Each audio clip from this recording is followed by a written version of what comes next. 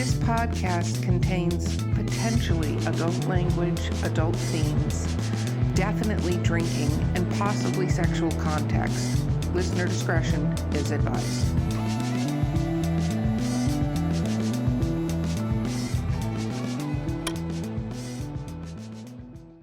Welcome to Drinking with Authors. I am your host, Erica Lance. My co-host today is the absolutely wonderful C.R. Rice. And our guest today is Beau Lake. Woo! Yay!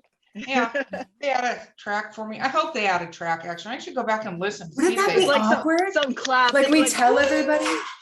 Yeah. Well, we always tell everybody they add a track, and like you're gonna see, like if they don't, it's just gonna be like us being jag-offs, just be like, yeah, they got a track. Okay. I think it's part of the charm. So let's talk about, first of all, this episode is sponsored by Skunk Brothers Spirits.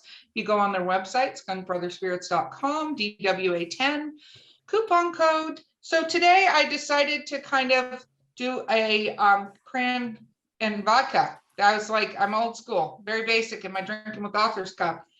CR, what are you drinking?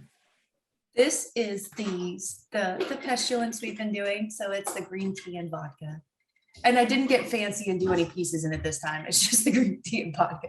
I understand being lack of fancy today. What about you, Beau? What are you drinking? I have an iced coffee with rum chata in it. Ooh. There you go. That sounds yummy. I remember the first time I had ranchada and it tasted like the milk left over from Cinnamon Toast Crunch. It does Yeah. taste like that. It's very cinnamony. Yeah, that was exciting. Okay. Beau, for those out there that may not know you, can we talk about what you write for a little bit here? Yes. So what do you write? I write paranormal romance. Well, it's hard to genreify it as paranormal romance, but I suppose that's what we list on Amazon as. So paranormal romance with a focus on werewolves. And there's both gay romance, straight romance, lesbian romance. I do all of it. Very awesome. Nice. Very awesome. So what got you started writing? Oh my gosh, I've been writing since I was a kid. Honestly, like my mom still has these awful stories I wrote as a child about giraffes, like a giraffe that was sad, because I always write sad stuff. So it's like the giraffe who lost its mother, or like just horrifyingly sad things for like a 6-year-old to write about. And Did you watch a lot of Bambi? I did watch a lot of Bambi. I've always been that kid. I've been that weird kid who always wrote about horrifyingly sad things. And so I just continued doing that. I see. So you obviously are going to eventually publish those one day, right? Oh As a yeah, everyone anthology? wants the giraffe who is sad anthology. Yeah, along with my illustrations of like a super long neck giraffe that I colored with like blunt crayons. Yeah. Very cool. You gotta love blunt crayons. You gotta love them. So what was your first piece of published fiction? My first published novel was called Proud, and it's a contemporary LGBT romance that I wrote with a co-author named Tatum West. And we wrote that in 2019, I'd like to say. And that was my first like published book, like had a paperback in my hands sort of book. Motion detected at the front door. There was a motion detected at the front door. Oh shit. Yes. Everywhere. My house is obnoxious. It's back to the question we actually asked. You know, your shirt is a lie today. I'm just saying. Corey said the same thing. I went to go to the store and he's like, do you got this? Because you don't look like you got this. I was like, you fake it till you make it. Like, you just gotta do what you gotta do. I'm like, I don't think she's got this. I don't Okay. got this. So what got you interested in writing LGBT and stuff like that? Where was the genesis of why you decided to go down that path? Well, my co-author Tatum already wrote like male romance, and I kind of got thrust into it. She's like, do you want to co-write a book with me? And I was like, sure. I started out editing for her actually, and then did a bunch of research and wrote with her for 3 novels. And what I like about it is that everyone deserves to have a romance book that has them in it. And I like that I could help contribute to having, you know, for anyone who has different like desires are in a book for them. That didn't sound very intellectual, but It doesn't have to Rum sound intellectual. This is not the intellectual Drinking with Authors podcast. One, that would be a really long name, and 2, yeah, we can't drink and be intellectuals at the same time necessarily. It's true. It's true. So, how many books have you published now then? Let me count. 1, 2, 3, 4, 5, 6, 7, 8. 8 books. Wow, that's quite a bit. And 1, 2, 3, 4, 5 of them are with Horsemen Publications. That's very cool. Fancy. Shameless plug, but I appreciate it. I gotta be a company shill. Always. Well, you also do editing.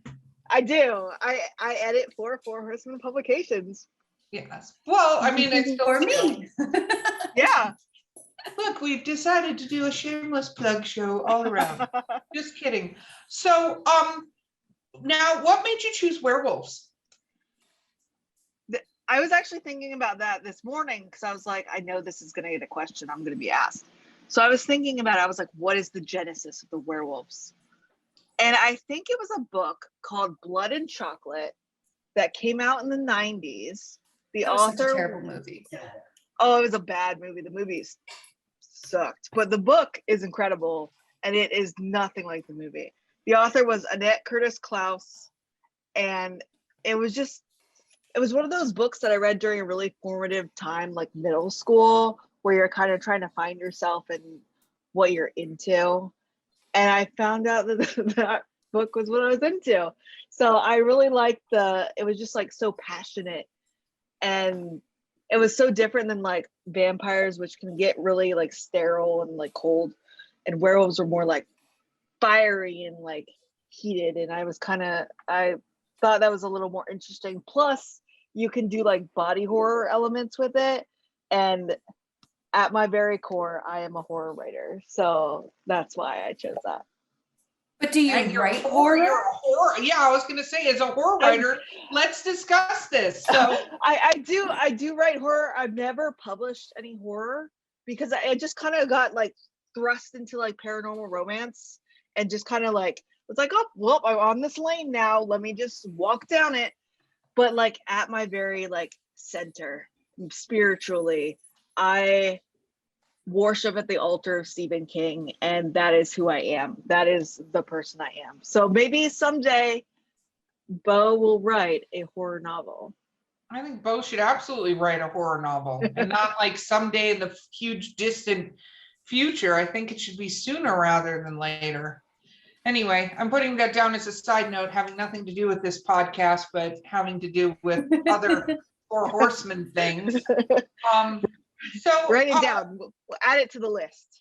It's officially posted it right here. It just got posted it, which is almost on top of the list. Posted but it. it's a technical term, okay? Posted it. Yes, I like it. Posted it. Posted it. Yeah.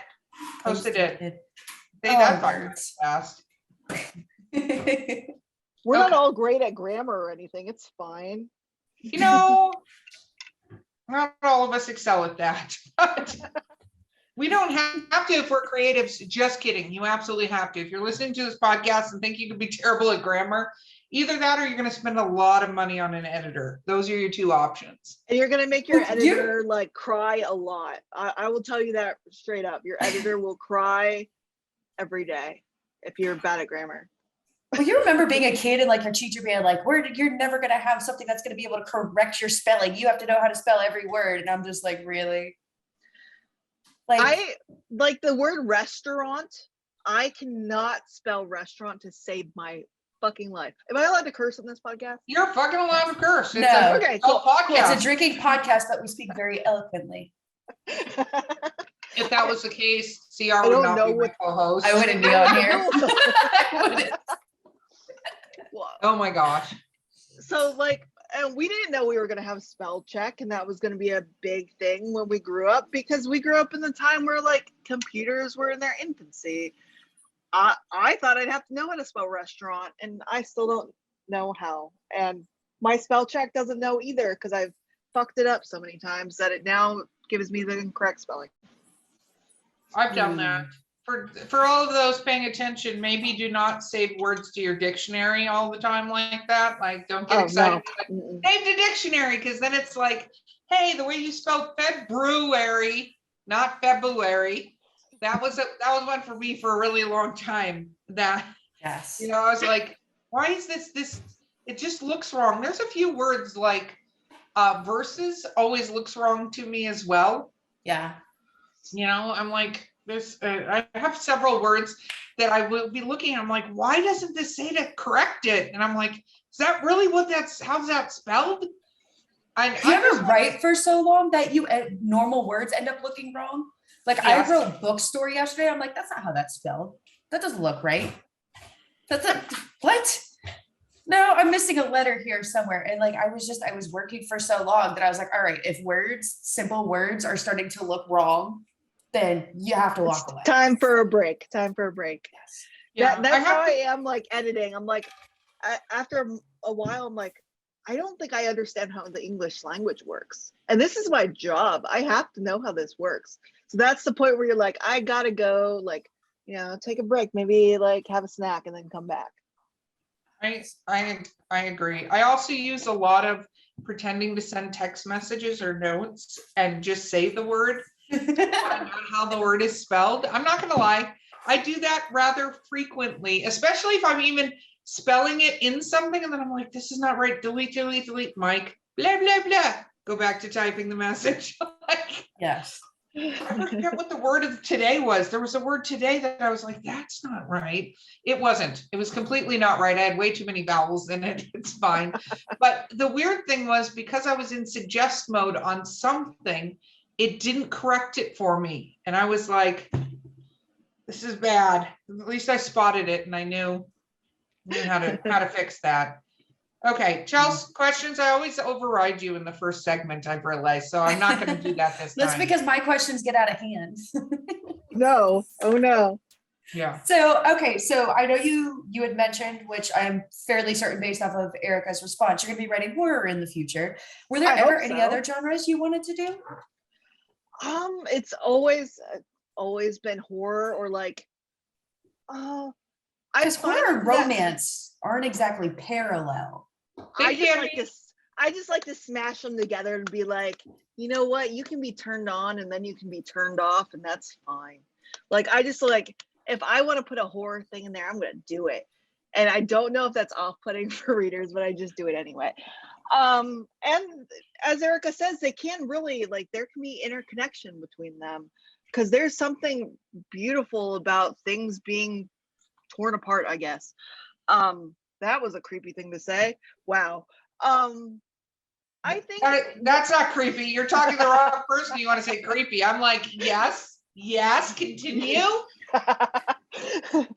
But to answer the question, I think that I'm finding that with this first series of books, I keep going to the past and really like being like, let's like find like a decade and like fit it in there.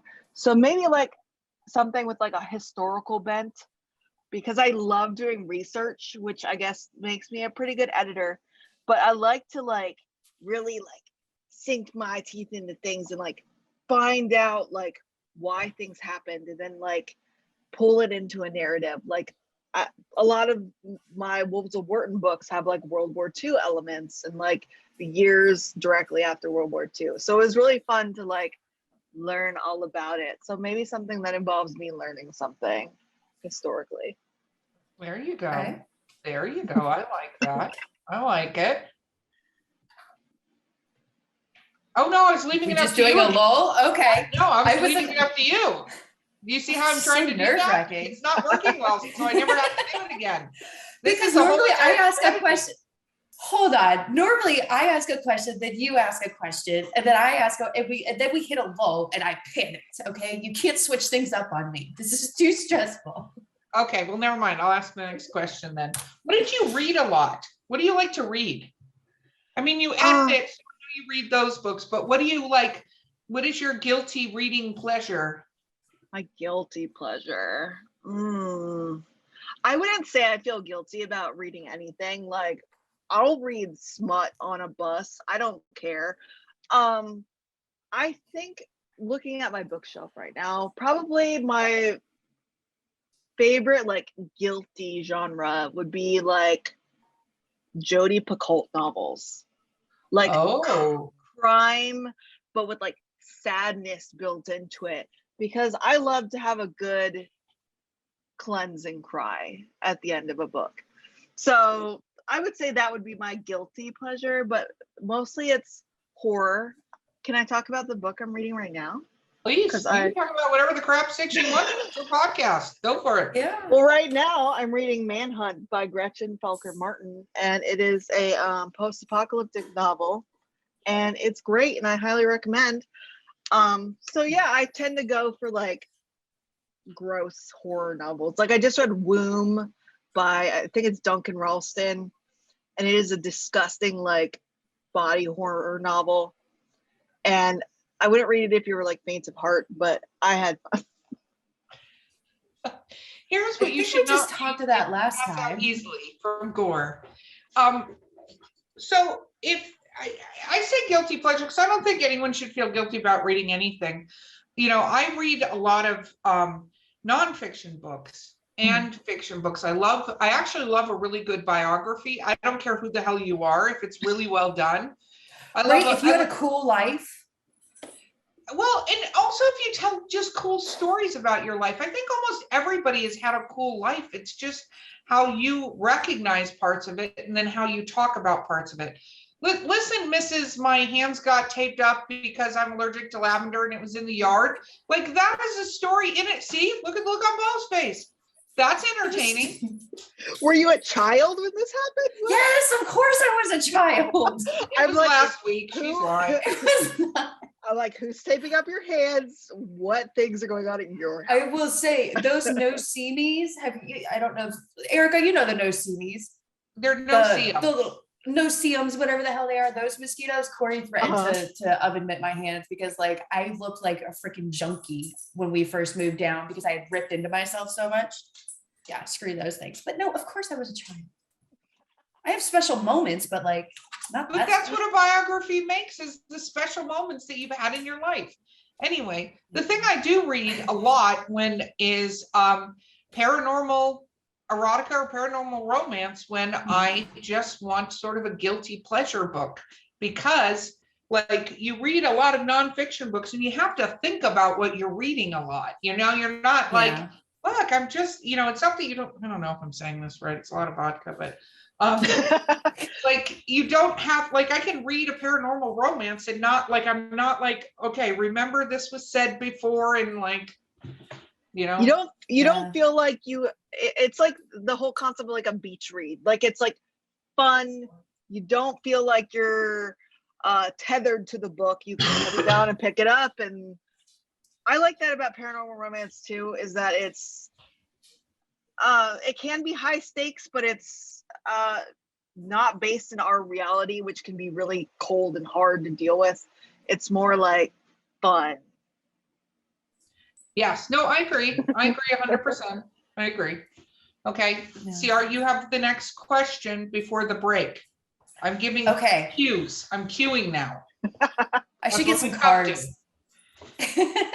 What is your favorite snack to eat when you write? Oh, I am a huge fan of Starbucks. That is so basic of me, but I love to get like a fruit and like cheese and crackers plate from Starbucks and like some sugary drink and write. That's usually my go-to. Yeah, Starbucks has lots of food. Yeah, I didn't know that. They have a great grilled cheese sandwich, just so you know. It's Oh, I do amazing. enjoy the Starbucks. And I guarantee you grilled it's cheese. like $15. It's not 15, Starbucks it's in $5, but Okay, that's do you But how big remember is the grilled cheeses that we had in, at least I had in my school cafeterias where they were like thicker toast, not Oh, smushed? yeah. yes. That's the grilled cheeses that Starbucks has. Yeah. Really? And it's like sourdough bread, and they somehow put like cheese on the outside and in the middle too. Like it like has like a crust on the outside. It's phenomenal. I'd love to be sponsored by Starbucks. Starbucks, hit me up if you're listening. Yes. Beau Lake sponsored by Starbucks. On every book, there's a Starbucks Yeah. logo. Little There's Starbucks a, cup. there's a little Starbucks like siren in the corner, and it's like Starbucks book club. Yeah. Starbucks should have a damn book club. They don't. Okay, we're going to take a break and we will be right back with Drinking with Authors. Sample locally sourced, quality distilled spirits in the beautiful Columbia River Gorge. At Skunk Brothers Distillery, we're family owned, brewing small batch grain to bottle spirits, just like our grandfather did back in the Prohibition era. From handcrafted bourbons and moonshine to flavored blends and cordials infused with local fruit. Join us for a tasting tour and buy Skunk Brothers spirits straight from the source. It's all in the family at Skunk Brothers Spirits, located in Stevenson, Washington. We're back and we're about to see a very drunk Beau Lake. No, just kidding. Okay, so when last we left, so you have little people. So when and where do you write? Like, how do you find the writing time and stuff? Oh God, that's a question for the ages. It's gotten worse. We just had another baby, and it's gotten horrifyingly worse. I try to write in the mornings from like 9 a.m. to like 11 a.m. I have an office in my house, but the kids know how to open the door, so they just wander in like little velociraptors, like, "Mommy, what are you doing?" So it's not the most productive environment that I've ever written in. I love a This has gotta coffee be the shop. first time somebody referred to their kids as velociraptors on this podcast. Yeah, they're You always haven't like, met- my little angels come just running in. And she's like, I got velociraptors. They can Yeah, open doors. They are Oh my not God. angels, especially the newborn, because he's very needy. He has a lot of needs. Yeah. Newborns, damn it. Yeah. Why do you need to wake up 500 times in the night? Why can't you sleep like a grown-up? Actually, you say that, but my daughter, because she just had a baby in January, found this sleep training class thing that my sister used, because my sister's way younger than me, one of my sisters, and she had a little baby, and it's a sleep training class, and it's like $80. But I'm going to send it to you, Beau. I'll send it to you. Because Yes, That please. is the send it to most me. that is the weirdest thing. Like, we lucked out because our son, he slept through the night from day one. Like, valued sleep like a good child. yes. All right, humble brag. Yeah. I wish I could say the same. That's also part of my problem is I'm so sleep deprived that I'm like, I don't know if words I'm putting together are sounding good or sound stupid. So we'll see what my editor says when they get this next book. I'm not sleep deprived, and I feel that way all the time. You know, Words are hard. Words words are hard. absolutely hard. Yes. So, okay, it's over to you. All right. So what is your average? So let's say all kids are occupied. What Mhm. is your ideal writing scenario? Let's see. Usually I'm finding that I'm not one of those people who can write like 30,000 words in a day. That's not me. I lose attention span pretty quick. So if I could write like 1,000 words in like 2 hours, because I'm a slow writer. This is why it takes me forever to write a book. Or I feel like it's forever. I don't think anyone else thinks it's forever because I feel like I'm churning them out really fast. But I think my ideal situation would be no one talking to me, headphones on, 2 hours, uninterrupted time, which I know is like the most not ideal situation, but in my life now, that feels like the holy grail. That might be your situation. You don't know. I mean, everybody's different in what they're writing. Previously, did you ever write like outside? Were you ever an outside writer?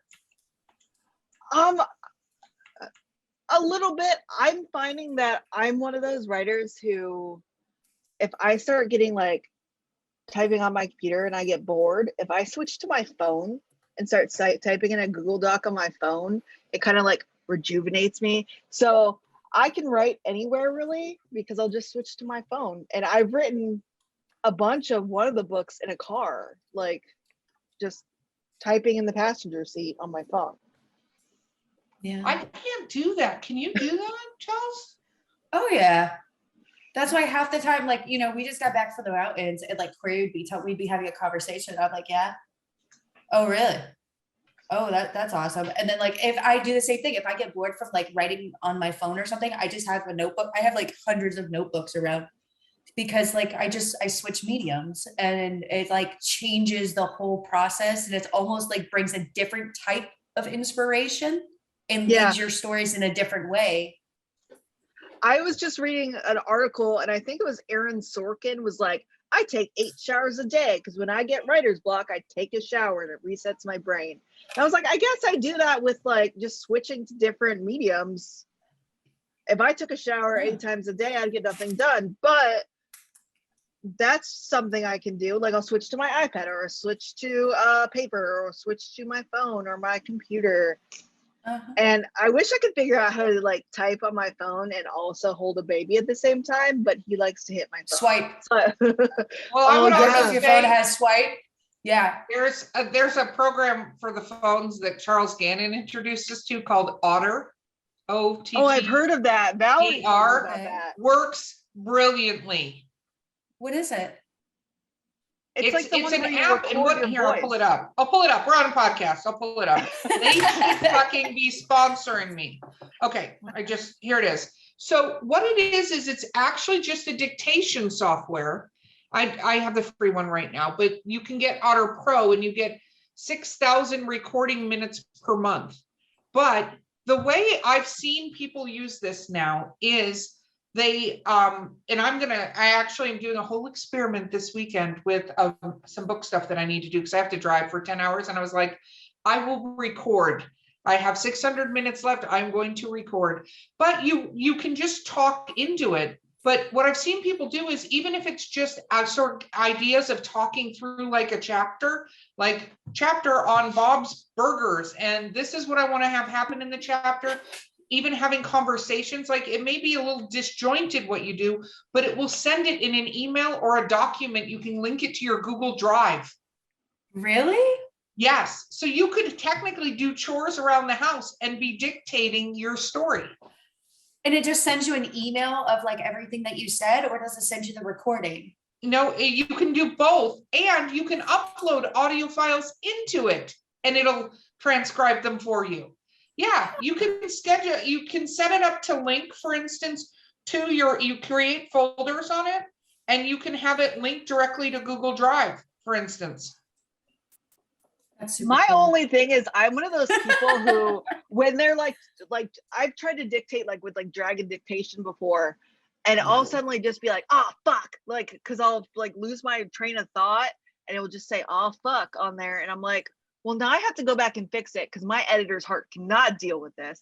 So then I I'm going back and I wouldn't use it and think it was done, but like, you know, we all know Valerie, for instance, she goes on these tangents about certain characters or background things that she wants to include. So she'll be like, she'll create a note talking about that topic and then upload it, but just put them all together. And then when she goes to type, she's grabbing pieces or ideas and stuff like that. Because I think we all talk through these stories in our head and go, we want this, or we want that, or, you know, this is what we want in this chapter. And here's some of the things we want to happen and stuff like that. No, it's not just writing a book, but I mean, in the chaoticness that is Chelsea's entire freaking universe, like it's nutso. So, but you can literally make like title of this recording is, Erica's cool sweater that Chelsea likes, and then go on an entire gonna thing get that about sweater. everything you want to talk about on the sweater. Because then when you go to grab it, it's in a document, and it makes, I think, it easier instead of you trying to think through all the things and write at the same time. And that's good too, because this happened to me last night. I thought of something and I was like, oh, I will remember that in the morning. Do I remember what the hell it was? No, I have no idea. I hope it wasn't a really great idea because it's gone. It's gone into ether. But if I could just start talking to my phone for like 5 minutes. I keep a notebook by my bed because I do Oh, that. that's a good idea. I start to doze off. And now, mind you, the next morning, like, I'm not saying I get up and like turn a light on and write this. I like reach over and grab like a random pen and I'm just like writing. And so sometimes there are words that are not on the actual paper because I decided to write on my nightstand. But like, I go and I just take like the little notes because I've had that where like I'm falling asleep and for some reason an idea will pop in my head. I'm like, oh, I should really get up and do that. It's like, no, you got this. This is a brilliant idea. We'll remember this tomorrow morning. And then I get up tomorrow morning and I'm like, what the fuck was that idea? Like, and it drives me insane. Yeah, I actually started using voice memos on my phone for that purpose. I have an awful lot of voice memos, and I think we've talked about this before. If my phone was ever confiscated for a crime, I'm fucked. I'm completely screwed. I'll totally break it and steal it for you. Yes, please do, because I need lots of people to come to my, like, she writes horror. She didn't kill these people. There aren't people in the swamp in Florida. It's just a note.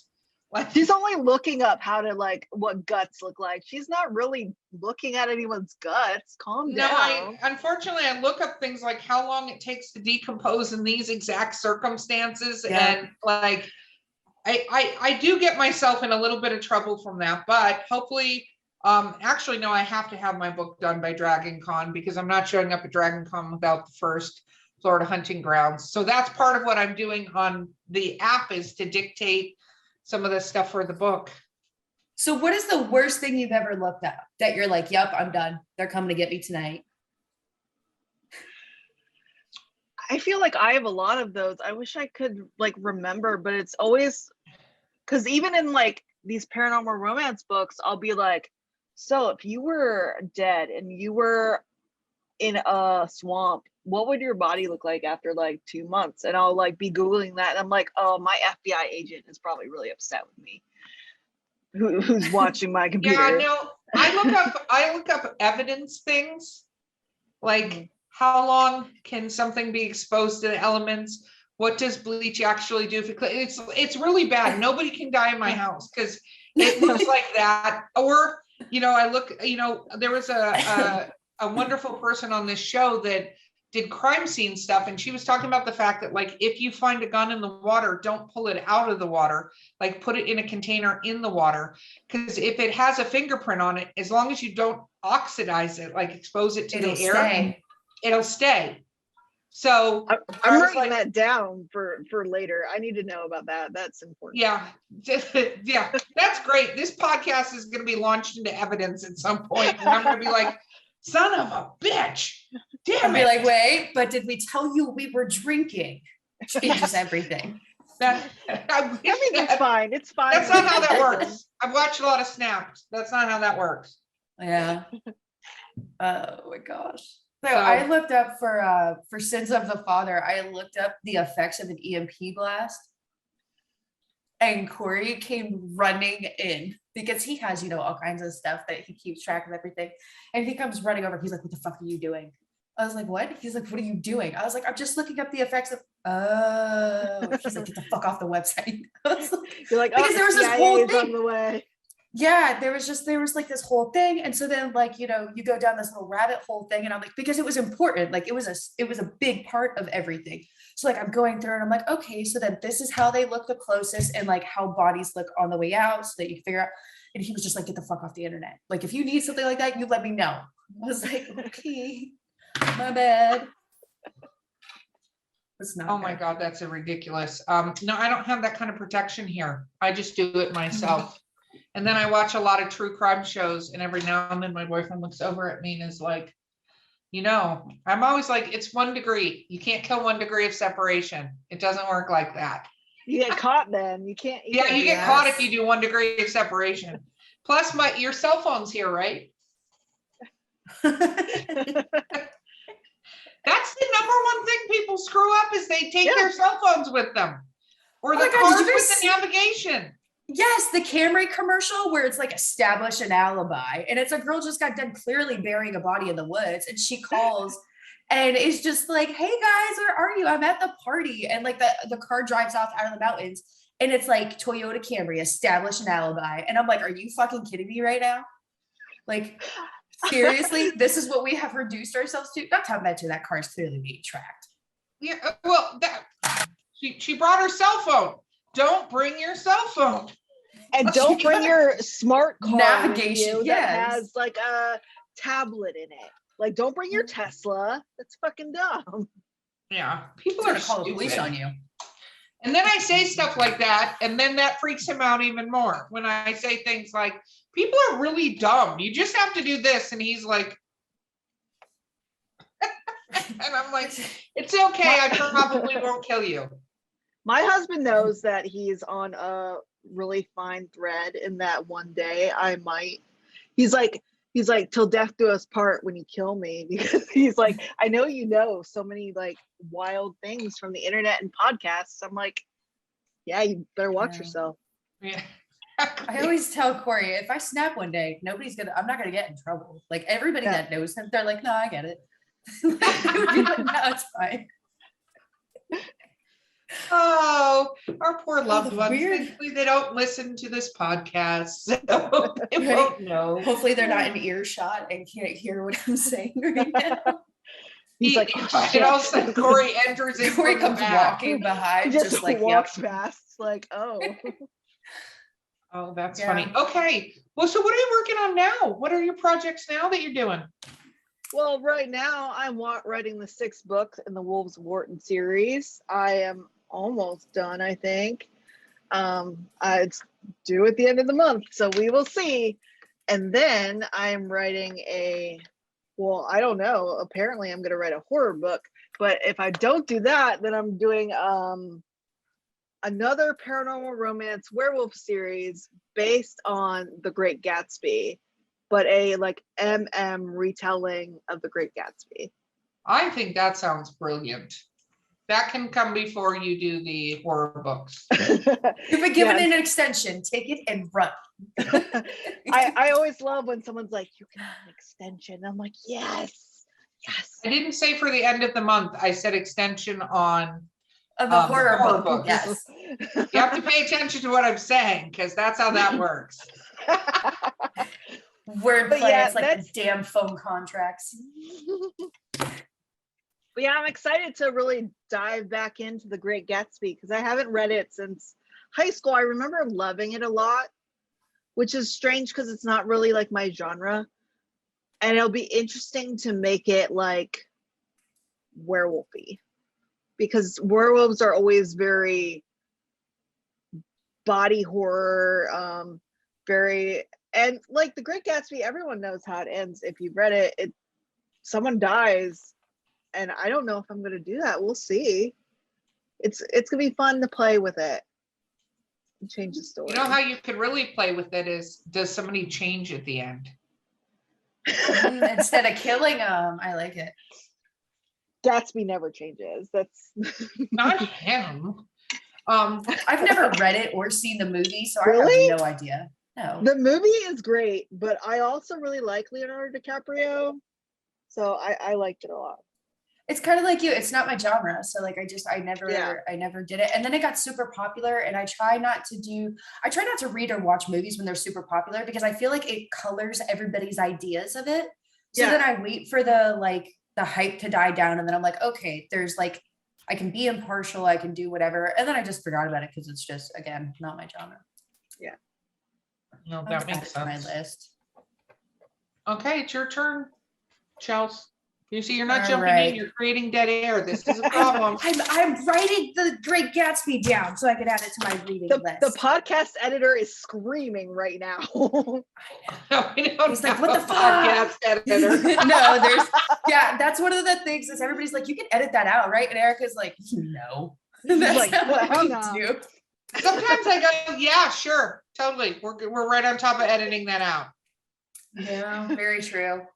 So what is your biggest pet peeve with your own writing? I find that I reuse phrases a lot, or like a concept. Like I like to like reference little things that I like, and to be like, haha, I referenced like, I don't know what I referenced recently, but like if I was gonna reference like Drag Race or something, or like Law and Order. I reference Law and Order a lot. And then I'm like, you can't keep referencing this. You have to find new references, because people are going to be like, you already said that. You already talked about. Oh, I love Law and Order. So there's always a Law and Order reference, and I always have to be like, cut it out, because it's not a good reference after I've done it like 5 times. So I do that a lot, and I repeat like the phrase, like, he thinks to himself, and I'm like, no, take that out. It's silly. You don't say that. So it's stuff that I think I notice first, luckily, before an editor looks at it, and I can be like, no. So I do a lot of self-editing like that, where I'm like, I'm very repetitive, and then I'm very like, oh, I said that already. I already referenced that person's green eyes that look like algae or something. And I'm like, so I'm very repetitive, I think is what I'm trying to say. Are you repetitive? No, just kidding. I'm repetitive. Holy shit, I'm so repetitive. I've said it like 16 times. So do you have a word that you use that is repetitive? Do you have a word that you're like, son of a bitch? Most of the words I use, because I feel like my vocabulary is getting more and more limited the more books I write. I feel like I use the word lolls, like his tongue lolled out of his mouth. Like I use that a lot, and I keep having to be like, stop it. Okay. You know about the website called Word Hippo? No. Okay, What? so anybody who wants, no, okay, this is Funsy Chelsea shy. All right, so it's called wordhippo.com, and what you can do is you can type in any single word that you want, and it'll give you 100 different ways to say it. So here, I'll go on and find one. So it's one of those things where you can go in, and so you said lulls? Yeah. All right, so you go to wordhippo.com, you type in lulls, and it'll give you, if my computer, yeah, I have a really bad thing with tech. It really doesn't like me. So you can do, well, so it gives different things. So like it says, okay, are you trying to say to provide or comfort? Are you trying to calm or relax? Are you trying to diminish intensity? So it gives you all the different definitions of the word.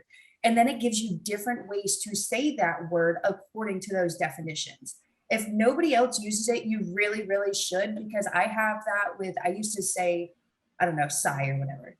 And so I go in and I type it in, and it gives you 1,000 different ways to say sigh, or to say said, or told, or exclaim. Like it does all kinds of different things, and it's an amazing resource. I'm writing that down.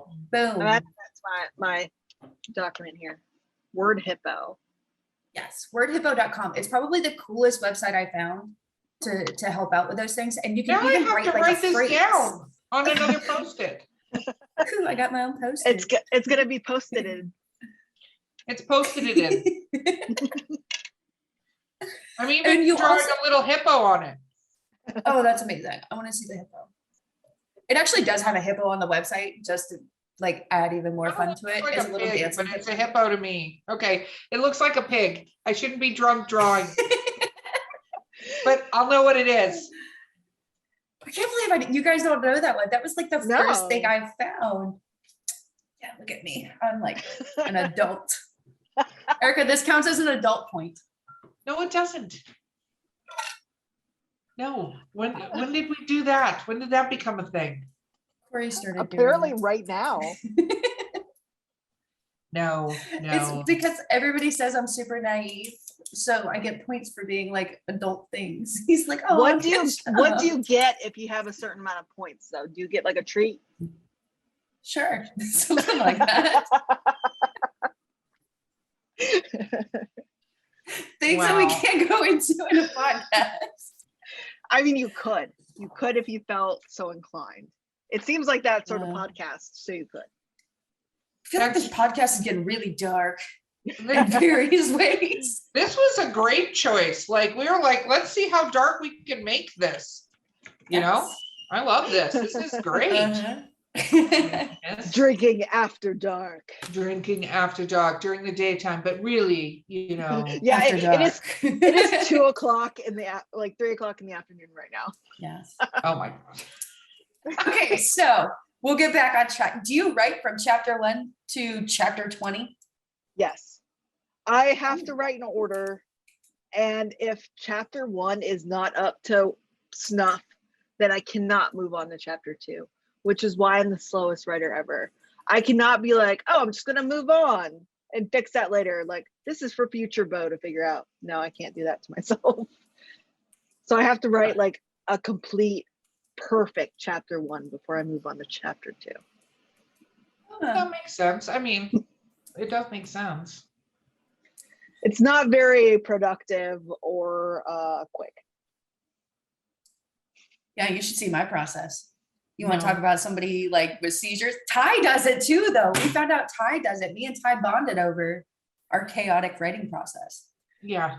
Okay. That just means you guys are exceptions and not the rules. Yeah. That's unfortunately what that means, by the way. We Great, are Erica. here. Oh God. You're creating a lull. A lull. Okay, so final question before shameless self-promotion. What advice would you give authors out there? I feel like I'm not at the point where I can give anyone advice because I still feel like such a baby myself. But if I was going to give advice, I would just do the really typical advice everyone gets, which is if you don't write something, it doesn't count. Don't just brew ideas in your head, write them. You can't edit from nothing. So always just like vomit your words out on the page and you can fix them later. Really? Okay. Because that's so weird. Because didn't you just say I know, that that's for you- myself. I don't follow my own advice. Okay, you don't call out the author's advice segment, Chels. What is with you today? You do not have this. This is a false shirt and it's not okay and it's creating a weird thing. It is. I'm just creating the weirdest energy today. Oh I'm my just God, doing the you are. weirdest energy. It's because you know that I've seen your like drafts and I've been all in there picking it apart. So we're too close for this interview process. You are too close for this interview process. Okay, Beau, what is your next piece of work coming out and how do people find your books? You can go to beaulakebooks.com or you can go to horsemenpublications.com or Amazon or any other site where you purchase books. The first 5 books are available now and the 6th book comes out.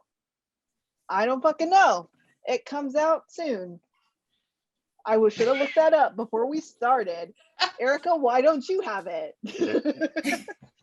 Why do you not have the due date? Because I'm the host right now, not your publisher. This is like not my job right now. We are It's the wrong hat.